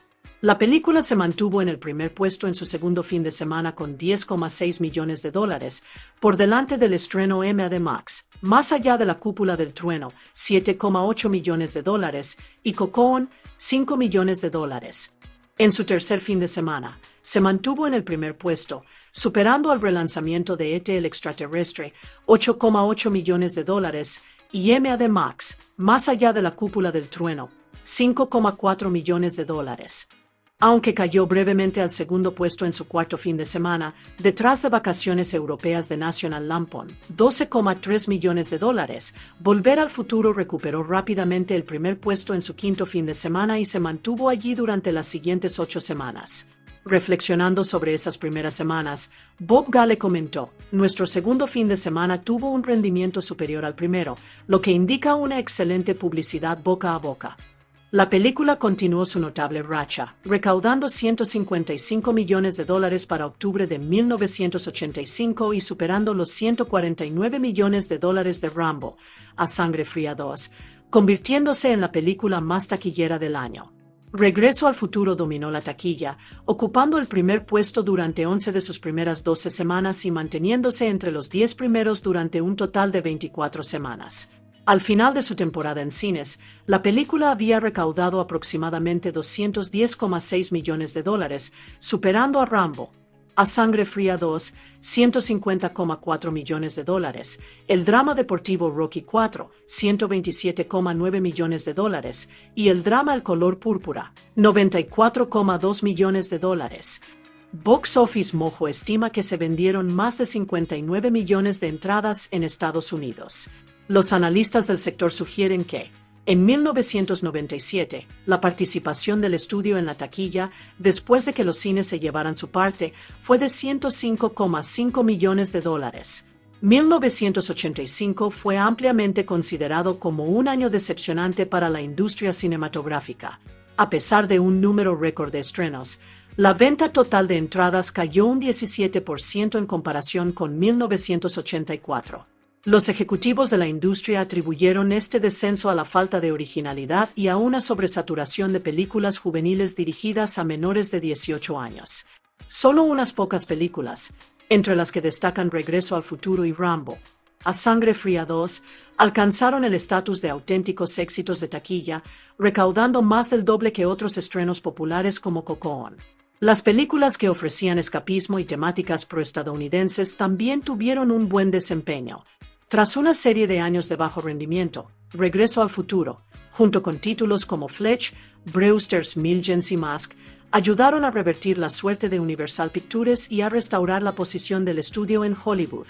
Fuera de Estados Unidos y Canadá, Regreso al Futuro recaudó aproximadamente $170,5 millones, lo que la convirtió en la tercera película más taquillera del año a nivel internacional, detrás de Memorias de África, $179,1 millones, y Rocky IV, $172,6 millones. Combinando sus ingresos nacionales, la recaudación mundial de la película alcanzó los $381,1 millones, consolidándose como la película más taquillera de 1985, superando a Rocky IV, $300,5 millones, y Rambo, A Sangre Fría, Parte 2, $300,4 millones. Regreso al Futuro también ha disfrutado de múltiples reestrenos en cines para conmemorar aniversarios importantes, incluyendo una versión remasterizada en 2010. Estas proyecciones han elevado la recaudación mundial total de la película a aproximadamente $388,8 millones. Regreso al Futuro recibió críticas generalmente positivas, y muchos la elogiaron como una de las películas más entretenidas del año. Los críticos destacaron que la fortaleza de la película residía en su narrativa, más que en basarse únicamente en el espectáculo. Paula Tanasio y Genesis Kell observaron que, si bien la película podría parecer inicialmente emblemática de las dificultades de las películas dirigidas a jóvenes, subvirtió hábilmente las expectativas mediante una narrativa cercana, profundidad emocional y un humor irreverente y afable. Richard Corliss coincidió en esta opinión, señalando que la película ofrecía algo tanto para niños como para adultos, lo que garantizó su atractivo duradero. Algunos críticos, como Corliss y Leonard Maltin, identificaron el inicio, con una fuerte exposición, como el segmento más débil de la película, pero coincidieron en que rápidamente dio paso a una segunda mitad más convincente, llena de ingenio, asombro, epifanía cómica e ideas originales. Los críticos destacaron la inventiva y el atractivo emocional de la película. Dabeker señaló que Gale y Zemeckis estuvieron entre los primeros cineastas que se dejaron influir abiertamente por su infancia en la televisión, influencias que se hacen evidentes en Regreso al Futuro. The Hollywood Reporter enfatizó que, A pesar del papel de Spielberg como productor, la película reflejaba la visión más sutil y delicada de Zemeckis, menos ruidosa que muchas superproducciones de verano. Varios críticos la compararon con el drama fantástico de 1946 Qué bello es vivir, debido a su premisa de un personaje que altera su futuro. Roger Ebert elogió la humanidad, el encanto, el humor y las sorpresas de la película, calificándolas de grandes placeres. Sheila Benson fue más crítica, describiendo la película como sobreproducida y poco desarrollada, con un final vacío centrado en recompensas materiales y una tensión reducida porque el éxito de Marty parecía inevitable. Siskel replicó que la tensión surgía de la voluntad de la película de hacer que el pasado sea mutable y el futuro incierto, subvirtiendo las expectativas típicas de los viajes en el tiempo. Paul Atanasio reconoció momentos que parecían diseñados mecánicamente para atraer a un público amplio, pero que aún así encontraban la narrativa general atractiva. Las actuaciones del reparto fueron ampliamente elogiadas, en particular las de Michael J. Fox, Christopher Lloyd, Lea Thompson y Crispin Glover. La actuación de Fox fue descrita como atractiva, y algunos críticos señalaron que la interpretación de Lloyd del Doc Brown eclipsó a las demás. Dave Kehr y Paul Atanasio destacaron la energía descontrolada y la intensidad única de Lloyd, considerándola un homenaje a los personajes de científicos locos interpretados por actores como Sid Caesar y John Belushi, a la vez que establecía un arquetipo moderno para los científicos cinematográficos. En contraste, Vincent Canby y Variety destacaron la actuación engañosamente apasionada de Thompson y la transformación de Glover, de torpe a seguro de sí mismo, como la actuación más destacada de la película. Algunos críticos consideraron la inclusión de terroristas libios, que reflejaban temores contemporáneos, potencialmente de mal gusto. El público respondió con entusiasmo. Las encuestas realizadas por CinemaScore le otorgaron una calificación promedio de A en una escala de A y a F. Regreso al futuro recibió un amplio reconocimiento durante la temporada de premios. En la 43ª edición de los Globos de Oro, obtuvo 4 nominaciones: Mejor Película Musical o Comedia, Mejor Actor en una Película Musical o Comedia, Michael J. Fox, Mejor Canción Original por The Power of Love y Mejor Guión para Bob Gale y Robert Zemeckis. La película también fue nombrada Película Favorita en la 12ª edición de los premios People's Choice. En los premios Oscar de 1986, la película ganó el premio a Mejor Edición de Efectos de Sonido, Charles L. Campbell y Robert Radlick, y recibió 3 nominaciones adicionales: Mejor Guión Original, Gale y Zemeckis; Mejor Sonido, Bill Barney, Bethany Son Sebastian II, Robert Tyrrell y William B. Kaplan; y Mejor Canción Original, The Power of Love. En la 39ª edición de los premios BAFTA, Regreso al Futuro recibió 5 nominaciones: Mejor Película, Mejor Guión Original, Bob Gale y Robert Zemeckis; Mejores Efectos Visuales, Kevin Peake y Ken Rolston; Mejor Diseño de Producción, Lawrence G. Pauv; y Mejor Montaje, Arthur Smith y Harry Keramidas. La película también tuvo un gran éxito en premios de género e internacionales. En la 13ª edición de los premios Saturn, obtuvo 3 galardones: Mejor Película de Ciencia Ficción, Mejor Actor Michael J. Fox y Mejores Efectos Especiales Kevin Peake. Además, ganó el premio Hugo a la Mejor Presentación Dramática. A nivel internacional, Regreso al Futuro recibió múltiples premios: Mejor Productor Extranjero, Steven Spielberg, y Mejor Guión Extranjero en los premios David y Donatello de Italia, Mejor Película Extranjera de la Academia Japonesa y el Goldene Leinwand de Alemania por vender más de 3 millones de entradas en sus primeros 18 meses. Regreso al Futuro se estrenó en VHS el 22 de mayo de 1986 a un precio de $79,95. Se convirtió en la primera película en vender 450.000 unidades a ese precio y también fue el casete más alquilado del año. No se había planeado una secuela en el momento de su estreno en cines, por lo que se añadió un gráfico de continuará al final del lanzamiento doméstico para insinuar posibles entregas futuras. Cuando la película se estrenó en DVD en 2002, este gráfico se eliminó para mantener la fidelidad a la experiencia original en cines, de acuerdo con la visión de Gale y Zemeckis. La película se estrenó en Blu-ray en 2010 para su 25º aniversario. Esta edición incluyó un documental de 6 partes con entrevistas al reparto y al equipo técnico, imágenes entre bastidores, escenas eliminadas y vídeos musicales de las 3 películas de la saga. Decades after its release, the Back to the Future franchise continues to captivate new generations, cementing its status as one of the most beloved and influential in cinematic history. The success of Back to the Future spawned a multimedia franchise that extended far beyond the original 1985 film, including sequels, television adaptations, stage productions, video games, and an array of merchandise. Regreso al Futuro es una clásica película estadounidense de aventuras y ciencia ficción estrenada en 1985, dirigida por Robert Zemeckis y coescrita con su colaborador de toda la vida, Bob Gale. La película cuenta con un reparto encabezado por Michael J. Fox, junto a Christopher Lloyd, Lea Thompson, Crispin Glover y Thomas F. Wilson. La historia comienza en 1985, donde conocemos a Marty McFly, un adolescente normal con grandes sueños y una facilidad para verse envuelto en situaciones inusuales. Su vida da un giro inesperado cuando su excéntrico amigo científico, el brillante pero impredecible Emmett Doc Brown, revela un invento revolucionario, un DeLorean transformado en una máquina del tiempo. En un giro inesperado del destino, Marty se ve transportado 30 años atrás, aterrizando en 1955. Pero lo que se suponía que sería una aventura extraordinaria se convierte rápidamente en un peligroso dilema. Mientras recorre esta extraña versión de su ciudad natal, Marty interrumpe accidentalmente el momento que unió a sus padres. De repente, su propio futuro corre el riesgo de ser borrado. Ahora, con el tiempo a contrarreloj y su existencia en juego, Marty debe hacer lo imposible, reparar el daño, reunir a sus padres y encontrar la manera de volver a casa, de vuelta a 1985, de vuelta al futuro. La idea de Regreso al Futuro surgió en 1980, cuando Robert Zemeckis y Bob Gale buscaban desesperadamente un gran avance. Ambos habían trabajado juntos en varios proyectos, pero la mayoría no habían tenido repercusión. Necesitaban un éxito, algo que finalmente demostrara su talento. A Gale se le ocurrió la idea de la historia cuando se topó con el viejo anuario del instituto de su padre. Empezó a preguntarse, si hubiera sido adolescente al mismo tiempo que su padre, ¿habrían sido amigos?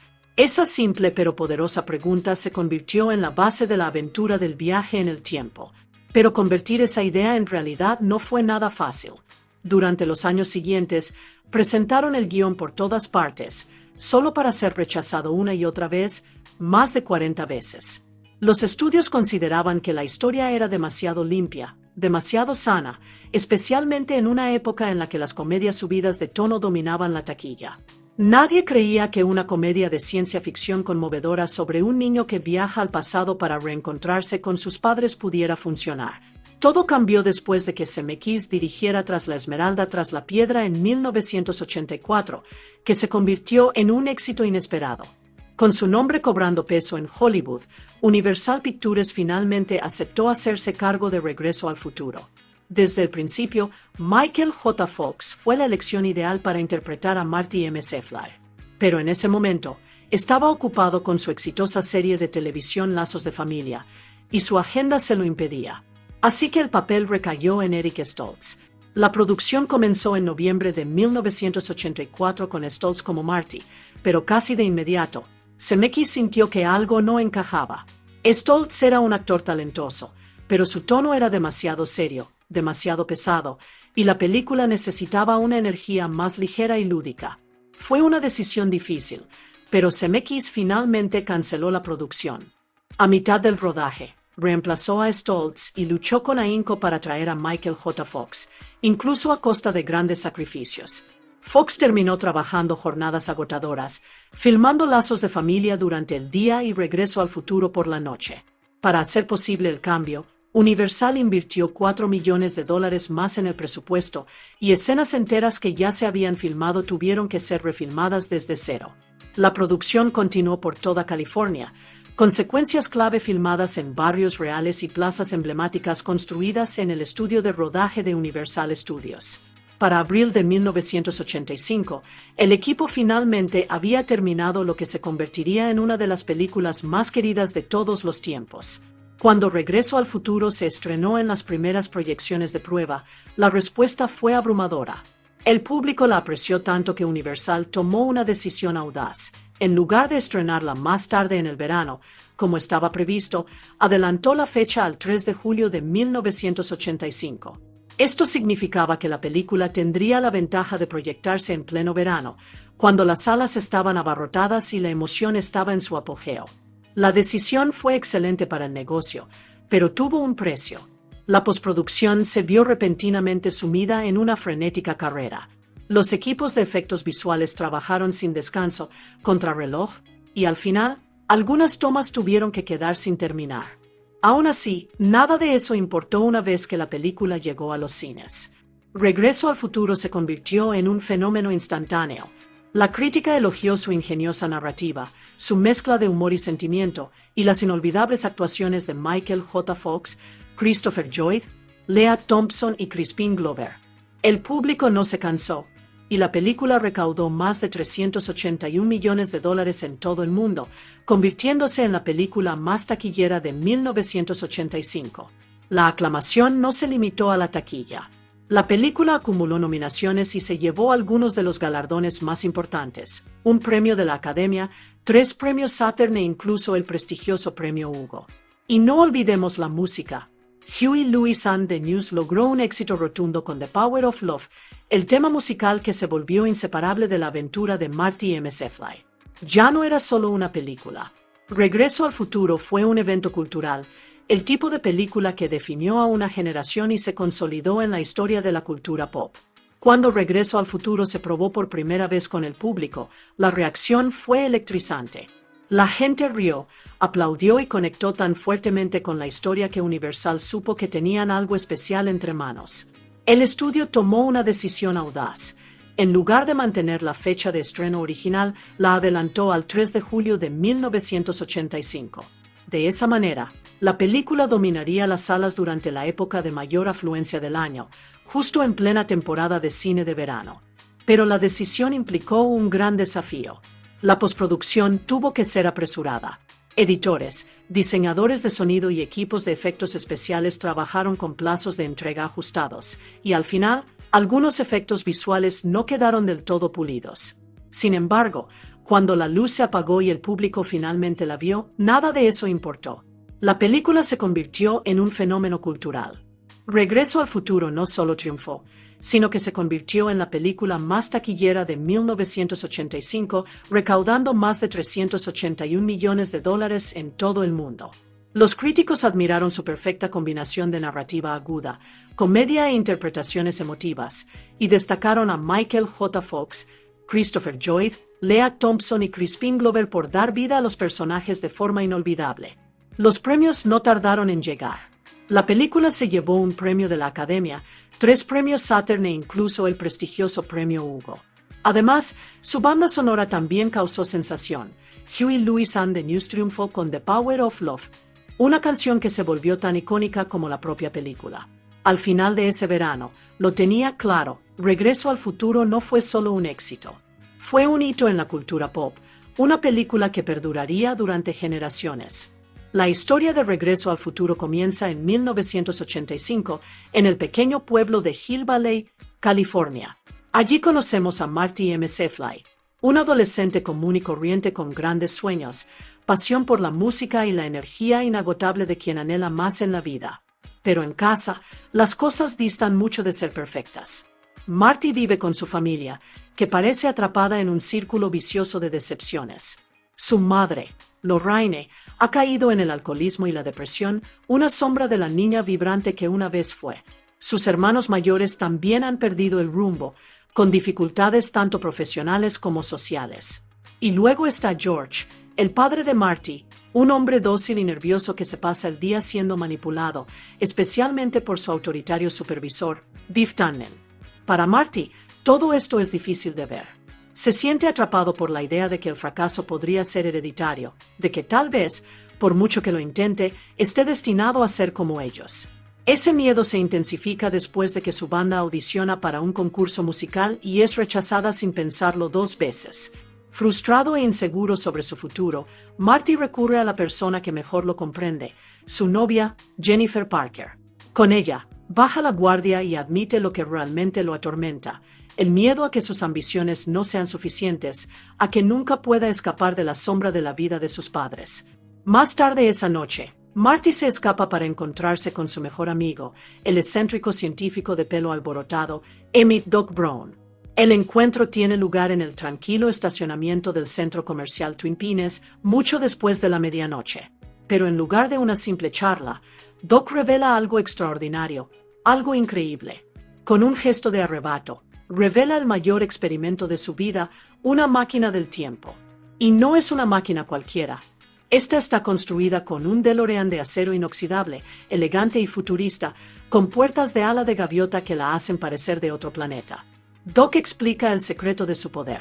La máquina funciona con plutonio, una sustancia peligrosa que consiguió de la forma más turbia posible, engañando a terroristas libios.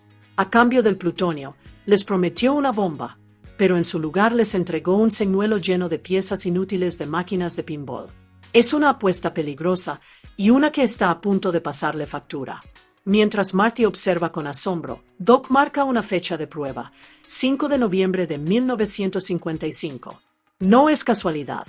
Es el día en que se le ocurrió por primera vez la idea de viajar en el tiempo, un momento que cambió el curso de su vida. Pero antes de que la demostración pueda asimilarse del todo, los faros de un coche iluminan el aparcamiento. Los libios han llegado. Disparan con las armas. Marty observa horrorizado cómo acribillan a Doc justo delante de él.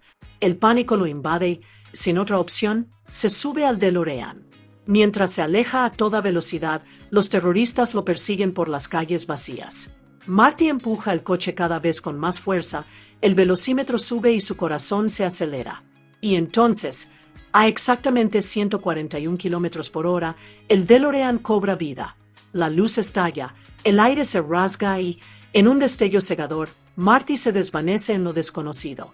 Marty sale de la luz cegadora y se adentra en un mundo que le resulta familiar y extraño a la vez. El DeLorean frena con un chirrido en un tranquilo maizal, y al salir a trompicones, se da cuenta de la verdad. Ya no está en 1985. Está en 1955. Confundido y desorientado, Marty intenta encontrarle sentido a todo. Pero pronto surge un problema mayor. Sin plutonio, no tiene forma de generar la enorme energía necesaria para alimentar la máquina del tiempo. Queda varado. Vagando por el pequeño pero bullicioso Hill Valley del pasado, Marty se sorprende de lo diferente que se ve todo. La plaza del pueblo rebosa el encanto de los años 50, restaurantes de neón, coches clásicos y calles limpias, intactas por el tiempo. Pero en medio de la maravilla, el destino le presenta un giro increíble. Se encuentra cara a cara con su padre adolescente, George M. Fly. Para sorpresa de Marty, George es exactamente el mismo chico torpe y nervioso que siempre imaginó. Tímido, encorvado y atormentado sin descanso por el matón de la escuela, Biff Tannen. Algunas cosas, al parecer, nunca cambian. Entonces, el destino da un giro aún más extraño. George, espiando a la joven Lorraine mientras se cambia de ropa, se tropieza con la trayectoria de un coche que se aproxima. Marty salta instintivamente para salvarlo, apartando a su padre de un empujón. Sin embargo, el coche lo embiste, dejándolo inconsciente. Cuando vuelve en sí, Marty se encuentra en una habitación desconocida, con Lorraine, su madre, atendiéndolo. Solo que ella no es la madre que él conoce. Es una adolescente coqueta y soñadora, y para su horror, se enamora perdidamente de él. Desesperado por arreglar las cosas, Marty busca al único hombre que puede ayudarlo, una versión más joven de Doc Brown. Convencerlo de la verdad no es tarea fácil, pero tras una demostración salvaje, Doc finalmente cree la increíble historia de Marty. El problema, sin embargo, es asombroso. La máquina del tiempo requiere 1,21 gigavatios de electricidad y en 1955 la única fuerza capaz de producir tanta energía es